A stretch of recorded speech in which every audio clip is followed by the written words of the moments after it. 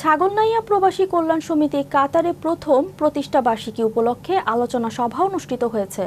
কাতার প্রতিনিধি আবুল কালাম ফয়সাল জানান, শুক্রবার কাতারে রাজধানী দোহার মুন্তাজায় সংগঠনের নিজস্ব কার্যালয়ে এ আলোচনা সভা অনুষ্ঠিত হয়।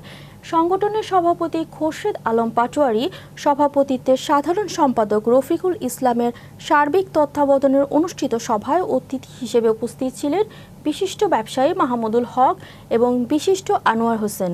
সমিতির সদস্যর মধ্যে উপস্থিত ছিলেন মোহাম্মদ জাহাঙ্গীর আলম, মোহাম্মদ রেজাউল ইসলাম, শরীফুল ইসলাম মানিক ও মোহাম্মদ মহসিন প্রমুখ। এ সময় ছাগলনাইয়া প্রবাসী কল্যাণ সমিতি কাতারে গত এক বছরের আয় ব্যয় হিসাব সাধারণ সদস্যর মাঝে তুলে ধরেন সংগঠনের সভাপতি খোরশেদ আলম পাটোয়ারি।